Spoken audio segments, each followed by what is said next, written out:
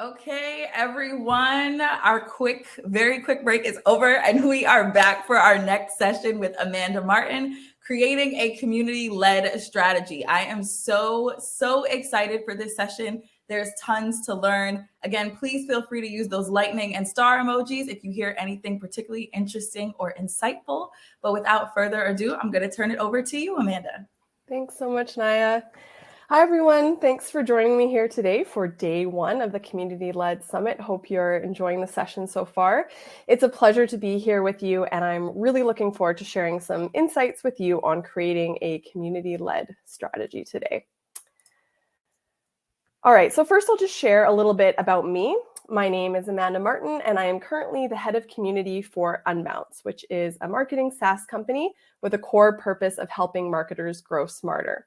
So we do this by offering a platform for pre-optimized landing pages through to compelling copy creation, to campaign optimization, all with the flip of a switch.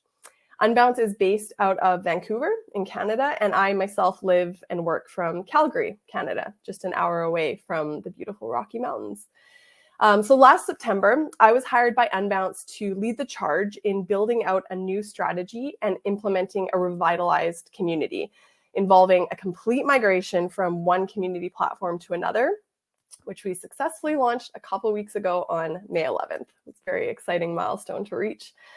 Before Unbounce, I spent 5 years managing a global community of data professionals who work with the Microsoft data platform, including an international network of 300 plus local and virtual chapters. I have a background in marketing and sociology and really feel like I found my professional sweet spot when I discovered and started working in the world of community management in 2016, and I haven't looked back since. All right, so taking a look at agenda and what we're going to be covering today, we have an hour here together. I'll be speaking for about 45 minutes, and then we'll have 10 to 15 minutes at the end reserved for Q&A. So here's what we'll be covering. I'll start by sharing my definition of what a community-led strategy means. And then I'll go into a from-to framework that I have found to be really helpful. It kind of sets the stage for the session. I'll then take a look at the community-led evolution overall, and we'll share the specific community-led strategy evolution that I set out to create and execute on at Unbounce. So I won't be walking through just the step-by-step of how to create a strategy, but rather how to ensure that your community strategy is truly community-led, because there is a difference. This means working closely with both your internal team or your company and with your customers or your community members. I'll finish off by giving you a look at our newly launched Unbounce community and the results that we are experiencing by executing on our community-led strategy. And then I'll share a few final takeaways, and we'll have time for that Q&A that I mentioned. So it's my goal today that you'll be able to learn from the approach that I took in creating and executing this community-led strategy at Unbounce and be able to apply it to your own unique situation. So with everything that I'm saying, make sure that you keep that in mind. This is just a case study, and your situation will be unique, but hopefully these learnings will be applicable in that way. So whether you already have an existing community or you're in the process of building one, or right now you're just in the stage of dreaming about the opportunity to build one out in the future, I hope that this will be helpful for you today. Oops. All right, so what does a community-led strategy mean? So hopefully you had the chance to maybe catch Brian's session earlier this morning, who presented on what community-led actually means. And I'll be sharing how I have defined a community-led strategy. So this is my definition. Creating a community-led strategy is a collective process with an emphasis on establishing mutual value and cross-functional collaboration with both your company and your customers. So a really important distinction to make right out of the gate is that just because you have a community does not necessarily mean you have a community-led strategy. I'll be speaking to this point and sharing how this was the case here at Unbounce before we implemented our new strategy. And in terms of this definition, the most important takeaways are the bolded parts. So the need to establish that mutual value and cross-functional collaboration, and to do this collectively with your company and your customers. or your community members. So for simplicity's sake, I'll just use the term customers to refer to the external individuals in our community. But as you will see, your community members can, of course, certainly be both customers and non-customers alike, depending on your strategy or your unique situation. And before moving on, I did also want to just note that while the term community-led is a really helpful way to refer to kind of this overall approach, it's not necessarily a brand new or revolutionary concept in and of itself. So many or most community builders have already had this mindset and this understanding. So it's important not to get too caught up on the term itself, but rather just think of it as a helpful way to define an approach. And as many of us can maybe already recognize, it also can be helpful to help leadership within our organizations maybe better understand what we're working to do. So I will continue to refer to community-led throughout the rest of this session. All right, community-led evolution. So next, let's look at that from-to model that I mentioned. Okay, so during my time at Unbounce so far, I have had the really incredible opportunity to work closely with Erica Kuhl, who I'm sure most of you are familiar with. But if not, Erica was a former VP of community at Salesforce and a rock star pioneer in the industry, and she now operates independently as a consultant. So some of the content on this slide comes directly from her. Some of it can also be found on the ComSor website, and it's a really helpful way to look at the evolution to being community-led. And like I said a couple slides back, just because you have a community doesn't mean you're community-led, which is indicated by a lot of the points in that front column. So just going through this, it's the idea of shifting from your community being siloed in one area of the business and lacking that overall buy-in from the organization to community being understood and valued across the whole team. The shift from the sole purpose of the community to maybe just drive leads or any other form of just one-way value specifically for the company, to the community providing value to many parts of the business, with, of course, a primary focus staying on providing value to members, to the people who are actually being there and being a part of the community. A shift from tapping into that same small amount of advocates over and over again to creating a place and facilitating a way that vibrant, diverse points of view from a cross-section of perspectives can be included and heard. And then finally, that move from talking just at customers via one-to-many channels to the focus on building many-to-many trusted, authentic relationships and really setting up that opportunity to have those true conversations. All right, so next, let's look at how this applies to a real-world example and the community strategy evolution that I was able to lead and execute on at Unbounce. So a bit more background about Unbounce just to help kind of set the stage. So Unbounce has been around since 2009, and we started out as a landing page builder with a product that we now refer to as Classic Unbounce or Classic Builder.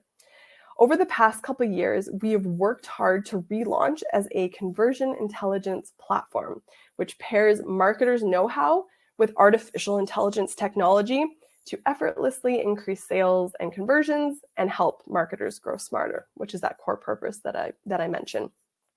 So conversion intelligence is a new market category that we're working to create, which is one of the important reasons as to why our community needed a refresh.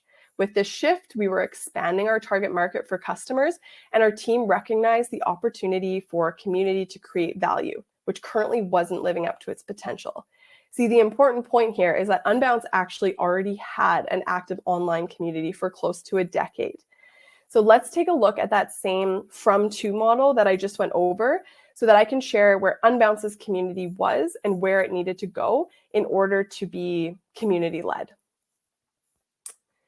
So in its previous form, the Unbounce community was primarily a self-service support community using solely a discussion forum, which of course is still an extremely effective format, but it's also one of the most traditional and just, kind of scratches the surface for all that community can be.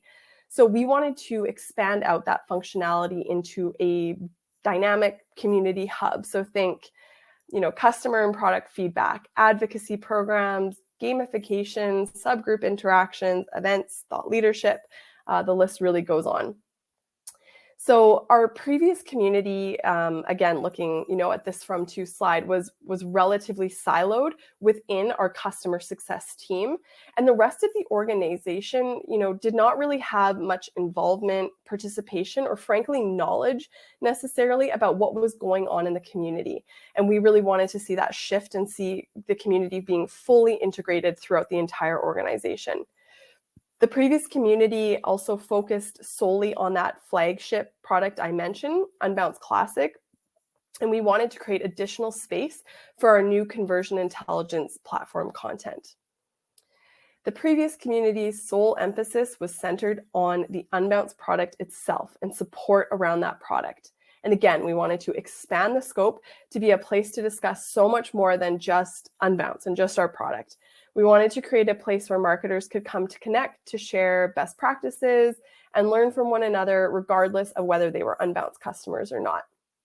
And then finally, our previous community was not being effectively measured. So we lacked data integration. We really had no way of knowing who or how many of our community members were also our customers, and therefore what impact was in fact having on our business, or what impact community was in fact having on our business. So the shift to that data integration and tracking data-driven metrics was one of the most important shifts that we needed to ensure we made. So hopefully this visualization helps to demonstrate, again, how Unbounce already had an established, long time, relatively active community that was not necessarily community-led by this definition. And it also demonstrates where we needed to evolve from to create that new community-led strategy. And I will certainly tell you now that it's easier to adopt this approach right from the first time around. So if you're in the stage where you're building a community from scratch right now, please keep that in mind. And again, that's my aim of this session, that you can take these learnings and apply them right from the get-go. So this from to exercise also sets up a way to evaluate success. So the ability at the end of the process, in our case, it was launch, to ask, did you get where you intended to go? And set that out as a part of the strategy in terms of the evaluation right from the very beginning. Okay, so now let's start to get into the juicy part. So as I mentioned, the intention of this session is not to just walk through steps of creating a strategy itself, but rather cover how to ensure your community strategy is community-led. So what are those key components along the way? Because you can still pull together a community strategy in a silo. You can still broadcast that strategy and what you're doing out to your customers and your team members without including them in the process. And you can only focus on one angle or area of value. So all of those items that showed up in the from column, on the previous slides. But if you do this, your strategy will not truly be community-led and will be much less likely to succeed. So that's really the aim of what we're covering today. So first, I'm going to speak to how to do this in collaboration with your customers, or again, your community members, might not necessarily be customers, and then how to do it in collaboration with your company or your internal team. All right, so starting off with your customers. So the first step in establishing your community strategy is the discovery process or the research process. So this should comprise of customer research, internal stakeholder research, and competitive analysis. And that's competitive analysis of looking at your organization's top competitors and what are they doing for community.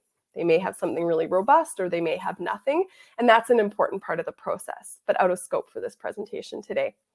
So here I'll speak specifically to the customer side of that discovery research process, which is then followed by another really important step where you create your community personas and really nail down who you are building this community for.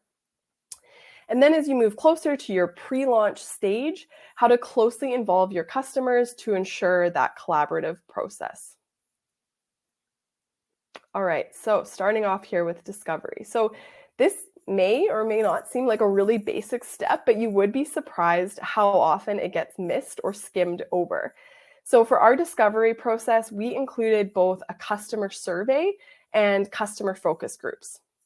So the customer survey was sent out to a subsection of our existing customers based on criteria of who our primary target was. So we looked at factors like company size, location, product adoption, etc. when we set up this segment in terms of the email that we sent out.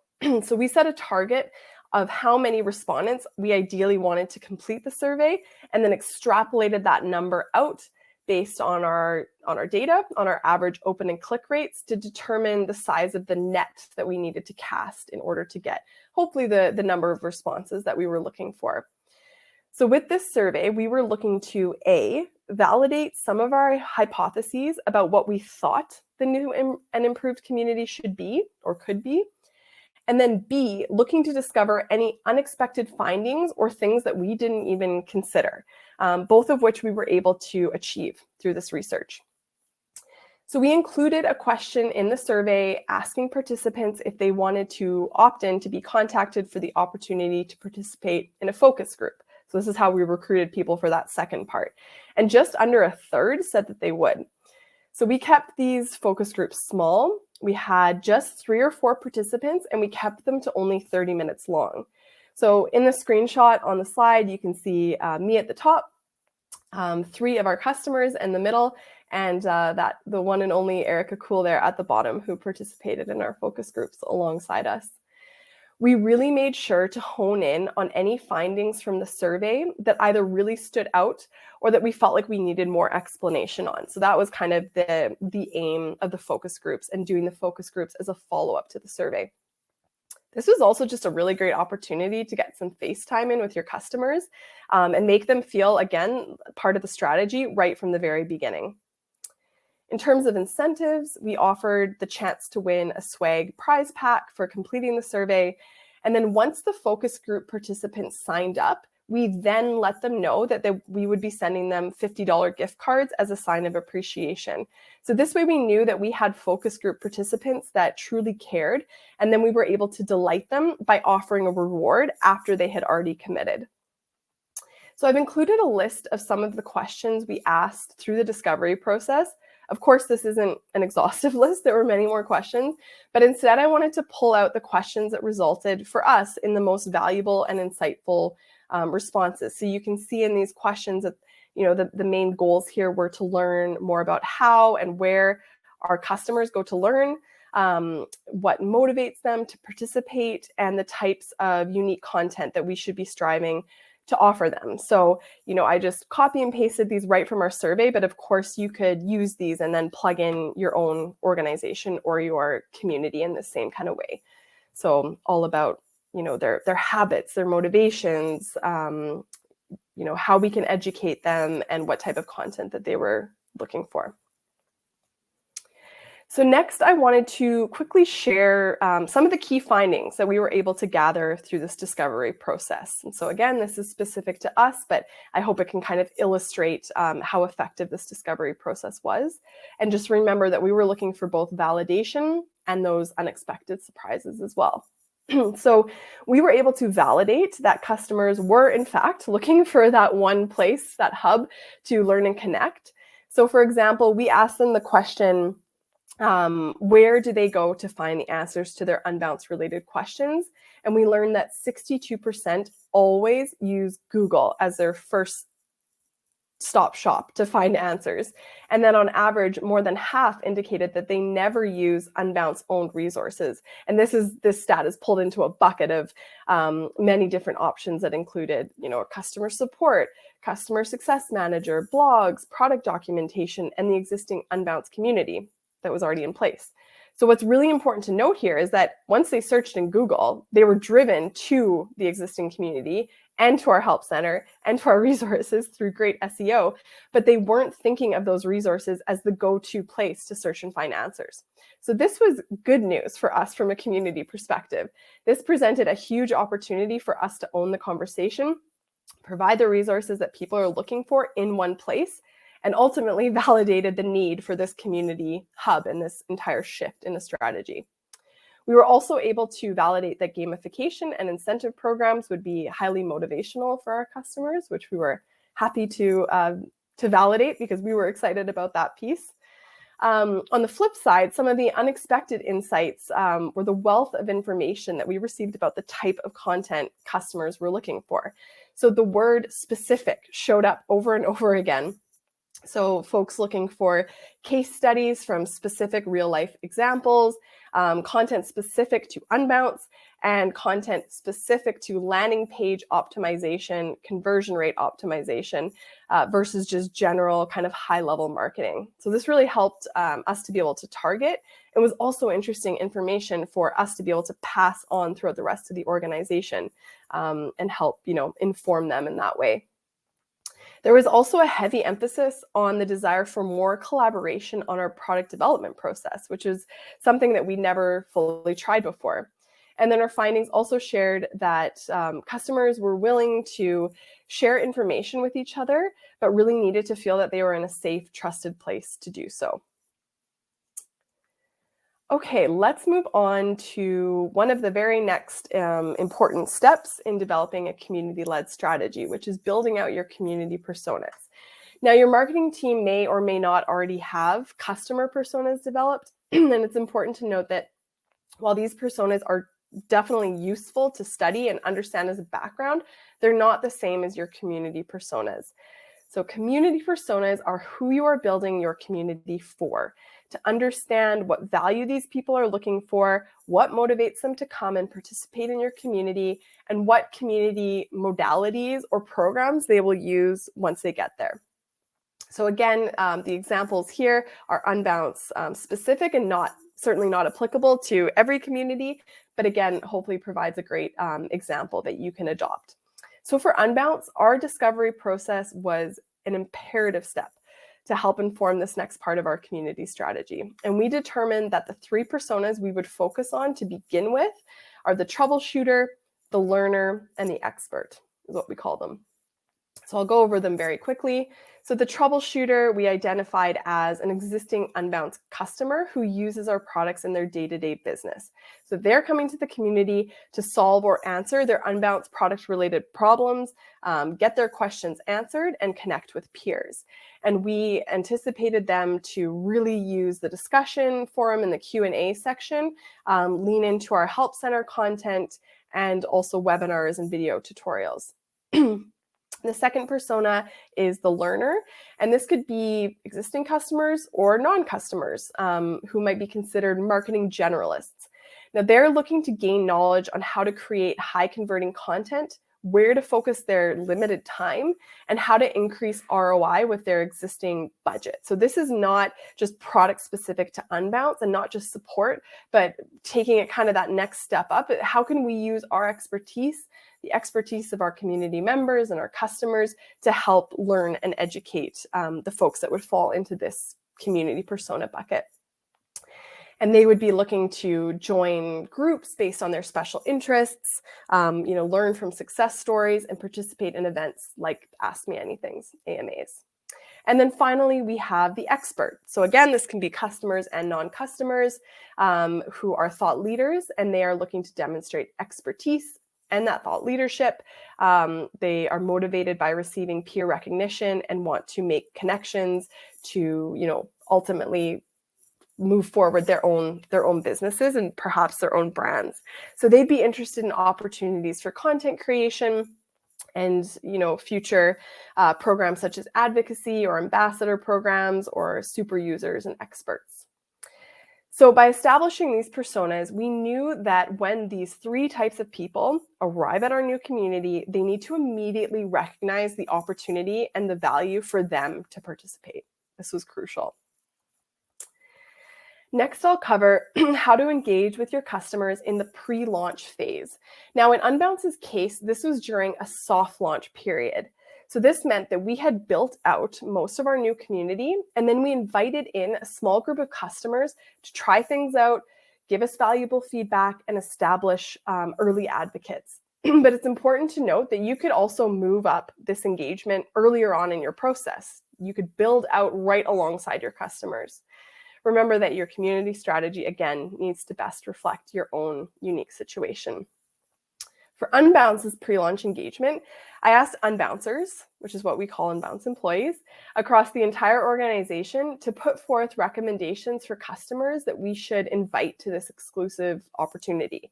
So suggested criteria that I asked for included, long-time loyal customers, customers with high NPS scores, those who already advocate and champion for Unbounce, customers who have already adopted our new conversion intelligence platform products, or just any other friendly, nice customers who might come to mind, or maybe those that Unbouncers have already built existing relationships with.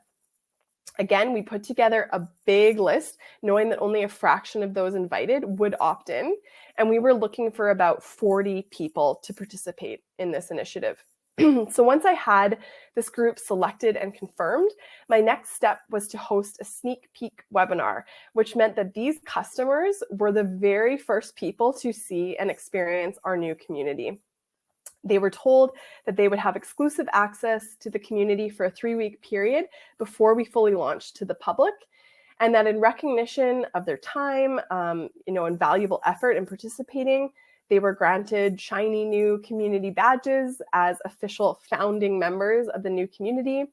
They also had the opportunity to earn swag and some prizes based on their participation levels, and an invitation into a private group, the first group that we created in our new community. And this initiative was a major success. We received so much valuable feedback, ranging from how we structured our community site navigation to how to optimize the tagging functionality, to a very unexpected piece of feedback, which was the general consensus that the font size on our community site was too small. So we bumped that up.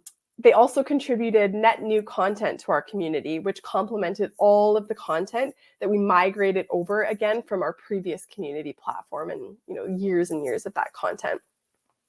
So they felt valued and included in the process, and they've continued to remain active and engaged post-launch. So an example of that mutual value that I talked about. And asking Unbouncers to personally recommend the customers who are invited to participate in this opportunity was just one of the ways that I tried to empower all teams within our organization to get involved with the new community, which is a perfect segue into our next section. All right, so now it's time to shift gears from how to collaborate with your customers to how to involve your company in the community-led strategy building process. Once again, I'll go back to that important first discovery step, but this time from the angle of speaking with internal stakeholders. I'll then talk to you on how you can generate internal awareness and buy-in for your strategy across the entire org. And then lastly, how you can ensure that all teams have representation and a direct stake in the community strategy, and how this initiative can help scale your likely very lean community team. Okay, so when it came to internal stakeholder research, I took 2 different approaches. Again, this step happened at the very beginning stage of the community strategy building process. So 2 different approaches. First one, a ton of one-on-one conversations, and another survey. Yes, the one-on-ones require a big time commitment up front, but again, this is a crucial step that shouldn't be skipped, and you can't really take a shortcut around. Conveniently for me, I treated these one-on-ones as also part of my general onboarding process to meet new people across the org and learn more about what they're working on. But at the same time, right in those early first weeks of my new role, I already had this mindset of trying to get them excited about the potential for what a new and improved Unbounce community could be and how it might be able to offer them value. So, this is at this point just some education on community in general and the power of community, which is why we're all here and what we're all excited about. The screenshot there on the slide is the list of all the teams that I spoke directly with, which amounted to 35 plus one-on-ones in total. That's so valuable. And again, even if you're not new in your role, chances are that, you spend your days working with the same relatively small group of folks. So this is just another great way to meet people and gain more understanding about the company kind of overall. So in each of these conversations, I shared a very high-level vision of the future of the Unbounce community based on what I already knew at that point. I learned historical context for their past involvement with our existing community at the time, and the early opportunities that they see for value that they could potentially gain from the community and give as well. I was also able to determine who the real key internal stakeholders within Unbounce were as it relates to community, and then selected 19 of these folks to send the second step, which was this directed survey to. So again, on the slide, I have listed out a small selection of questions that I included in this survey, which resulted in the most insightful takeaways. So, how do you believe creating a new community will benefit Unbounce? What are some of the biggest challenges you anticipate? How will you know if the community is successful for Unbounce? How do you envision contributing to the Unbounce community? And then separate from community at all, what's going well and what could be going better in your current area of focus? So again, this goes back to understanding, what do they care about? What do they spend their days doing? Where are they succeeding? Where are they struggling or finding a challenge? And how can we plug community in there? So from the responses of this discovery process with our internal stakeholders, I was able to glean 3 common and notable themes. So the first one was on product and industry learning. So throughout all the research, both internal and external, that desire for education and learning was probably the most evident. So it was clear that Unbouncers were hoping our new community could serve as a valuable educational resource, both for our products and for industry learning in general. And ultimately, they saw the value in being a part of the conversations happening in our own space. The second one was customer insights. Another common theme that had been top of mind across Unbounce was we wanted to enhance the understanding of these new customer segments that we were going after. And so they were interested in how the community would be positioned to help with this. One of the quotes they said was they were looking for the opportunity with the new community to learn more about our customers from the community that we can't learn anywhere else. And I really loved that. And then finally, connection and networking. Big cornerstone of community. So Unbouncers recognize the importance of building trust and those authentic connections and mutually beneficial relationships. So just overall, it was really encouraging to see the results from both the internal stakeholder research and the external customer research validate one another. So a positive indication that we were on the right track to now properly inform our community strategy. So this is all the work that happens in that very first step of building your strategy before you take a step forward. So important. So next up is internal awareness. And again, I can't overemphasize how important this is to building out knowledge and buy-in across your organization. So I'll cover 3 particular ways that you can accomplish this. But at the highest level, you want people to A, care about community and understand why it's important, and B, truly understand that the community is not just your community and that the community strategy and success belongs to everyone. So in my example, it's not just Amanda's strategy or, that thing that Amanda is working on over there. It's Unbounce's community, and it's up to our entire team to participate and contribute to its success for our customers in order to also receive that value back. So my role as head of community in this capacity is to act as the facilitator and the bridge between all that's involved, but it truly is a team effort. I know there's a lot of conversation in the industry about, what team should community live in within the org. And my perspective is no matter where it lives, you keep that mindset that you are working with and for the whole organization and every team. And it's that constant check-in about mutual value that is so crucial to the community-led strategy. So once I pulled together my strategy, my first step was to set up an executive readout. So I booked this for a 1-hour session, and I invited the most relevant members of our strategic leadership team. So this included our VP Marketing, VP Customer Success, Senior Director of Customer Enablement, our Chief Strategy Officer, and yes, our CEO. Every single one of them RSVP'd and attended. I walked them through every step of the process, all the way starting with those discovery findings to our resulting community vision statement and values, those community personas I shared, the content and types of programs we wanted to implement, and the roadmap and timeline. And perhaps most importantly for this particular audience, I was sure to directly tie the community priorities with our top company priorities for the year.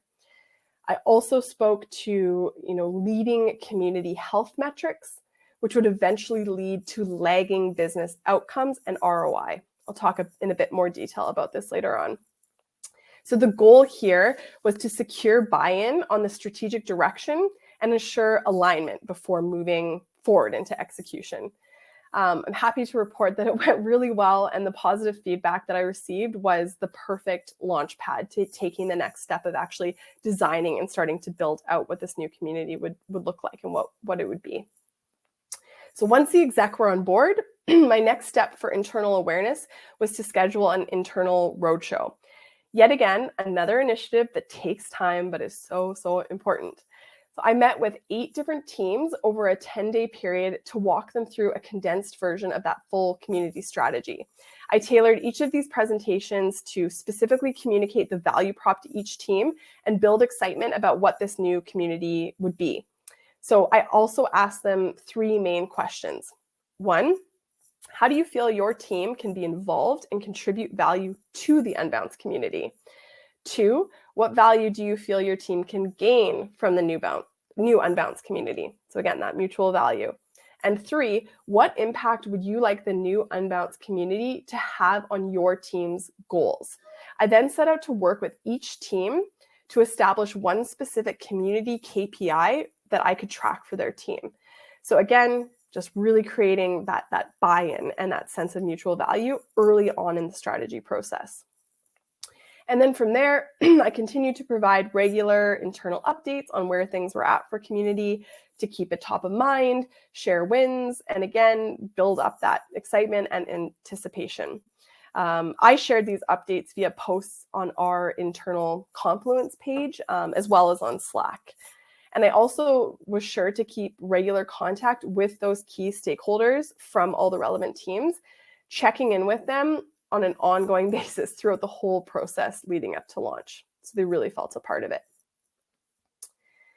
And it was this internal awareness building that led to the formation of what I ended up calling the community committee. So I recognized that just spreading the word wouldn't be enough on its own, and that I needed commitment to participate from the teams across the organization in order to effectively scale what we're trying to do.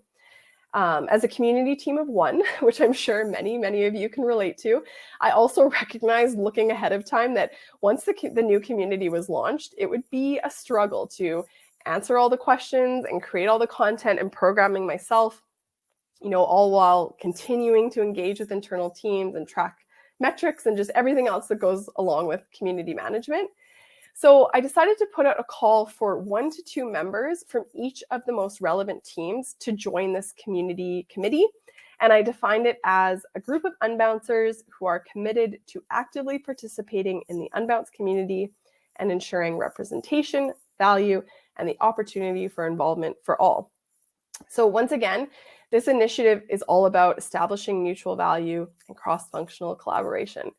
The idea is for each community committee member to represent their team and bring forth initiatives from their team.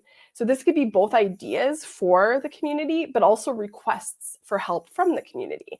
So something that's top of mind for their team or that they're working on, and then, checking in with me on how I might be able to help facilitate something within the community to give them value. And I've included the list of the benefits as being part of the community members here on this slide. So interacting with customers in a new way and getting some of those insights that you may otherwise not be able to get, scaling communication efforts, assisting with new initiatives, again, just scaling the ideas for the community and contributing content.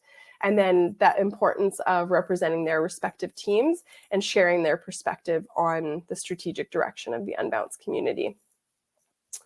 Apart from a monthly 45-minute group meeting, there's no set time commitment, with the exception of the customer support team who have agreed to a small committed amount of time to help address outstanding questions each week.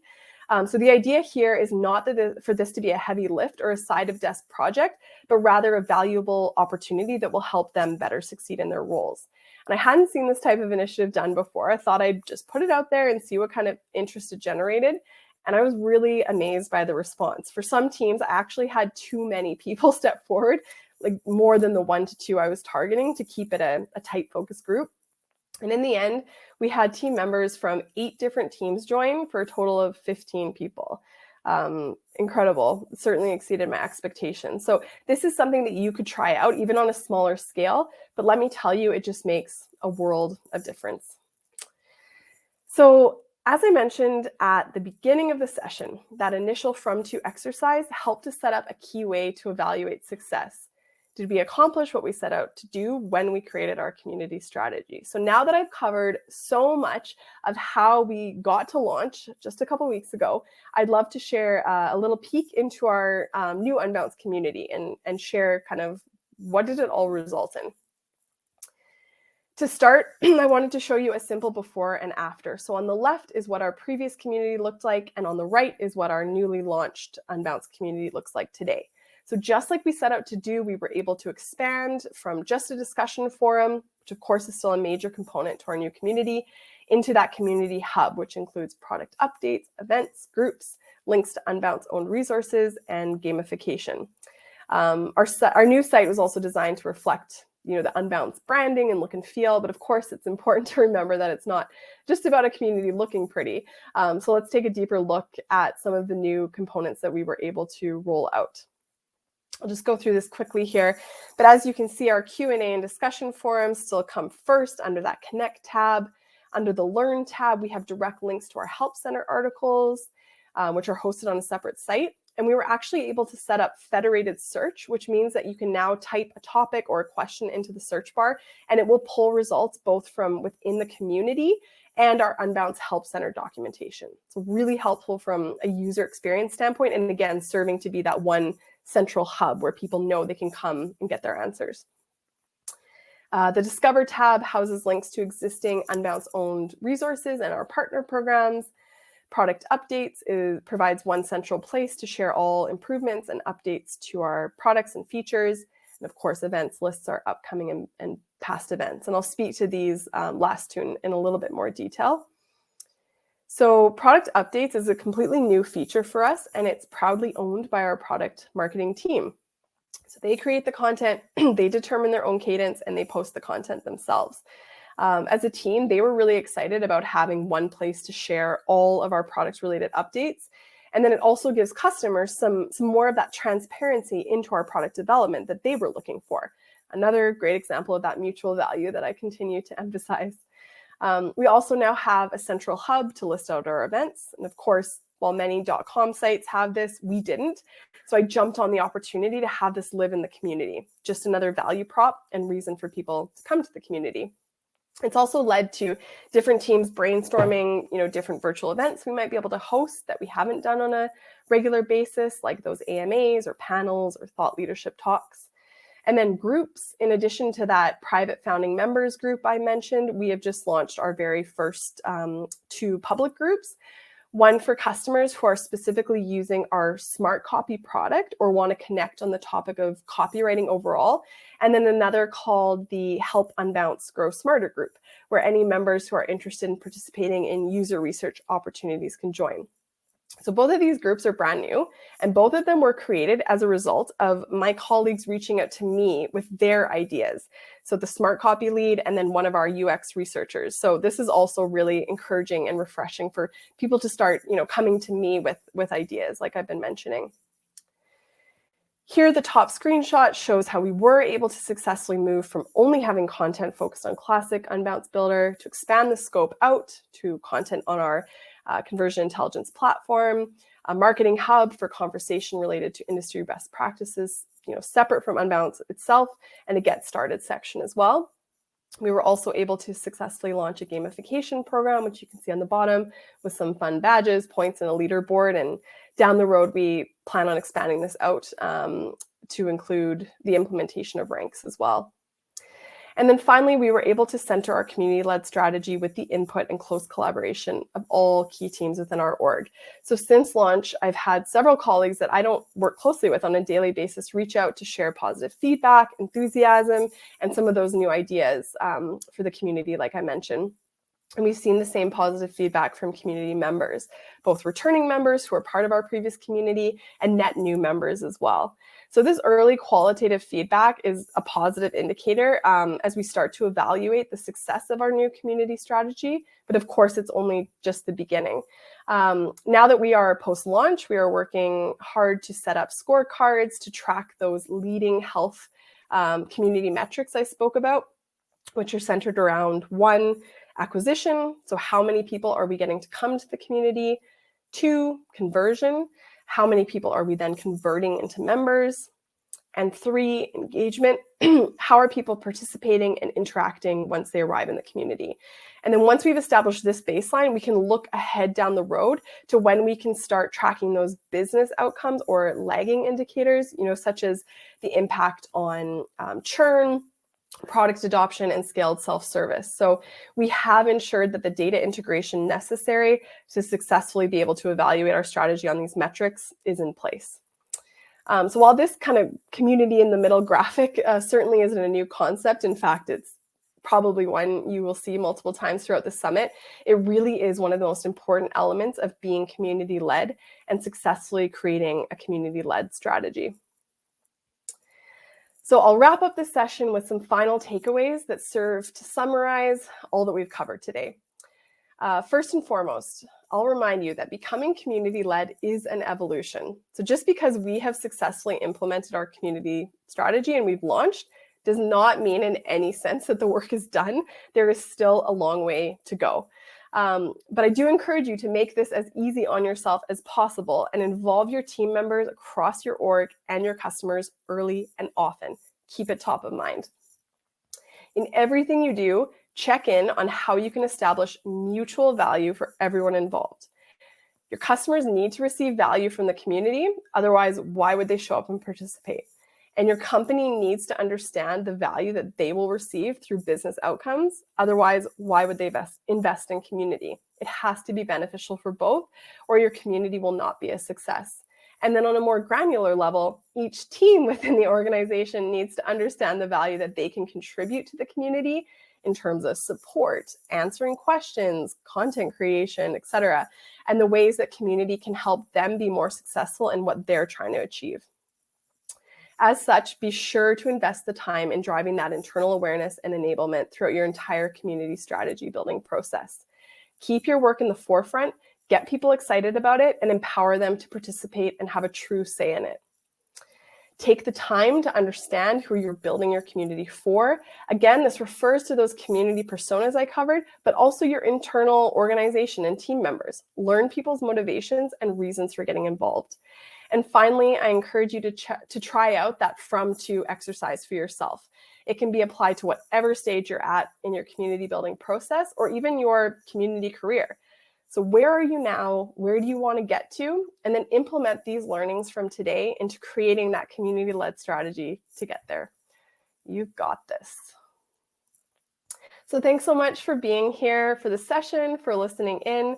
I hope you found it helpful and valuable. I'm now happy to answer any of your questions. And if there's anything that I don't have an immediate answer for on hand, I'd be happy to follow up with you directly afterwards. So now let me just have, here's my LinkedIn. If you want to connect with me on LinkedIn, I'd be happy to meet and chat with you. And then I will have this up on the screen to help plug C-School. Okay, so now let me pop over. Just trying to find the chat here. Naya, do you want to maybe pop on and help me facilitate the Q&A? Yes, okay. So I will, let's see what we have here. I'll sort by popular because we've got about 10 minutes. Yeah. And let's see. Okay, so when you say you use dynamic hubs to connect and share, can you share what these were, i.e., which platforms you use to create the dynamic element? Yeah, absolutely. I didn't specifically mention what platform that we ended up migrating over, but I will share that it was the Insided platform. So again, I didn't focus in on platform selection because I'm sure you'll hear throughout the summit that, of course, it's really important, but all the work in your strategy needs to come first before you select what platform. So you need to know what you're looking for, and then you go out, shopping for your platform. So we used Insided because it checked all the boxes for what we were looking for, and we were able to add in all that new extra functionality that we didn't have before in our previous platform. Mhm. Got it. And Anonymous asked, hey, Amanda, thanks so much for your presentation. I'm curious how you'd apply this approach if you weren't launching a new community, but were hoping to get your company back on track to being community led with your current community. Yeah, I think that's a great question. It was something I was trying to keep in mind as I was developing the session because I really did want it to be applicable to anyone. So I think in this case, this was like a full relaunch, as in we migrated from one platform to another. We put our previous community on read-only mode, like it was an official shift. But hopefully, as you know, it's never too late to make a change. So that's where I really encourage you to try out that from to exercise.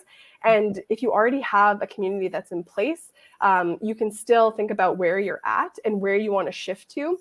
And it doesn't necessarily need to mean moving to a new platform and a whole new rebrand and everything fancy. It can just be shifts in how you involve your customers or your team members in the process, or the programming that you roll out, or new initiatives that you've never done before, say events or product feedback opportunities or those kind of things. So it doesn't need to be this big, exciting, splashy launch to make a change. You can make those changes, big or small, even if you do have an existing community. Mm-hmm. Yeah, and I think I'll just quickly add, like, I feel like what's been a key element of Amanda's presentation as well is really just listening to your community. And so I think at any stage that your community is at, as long as you're listening and tuned in, you can sort of figure out what will work best for them.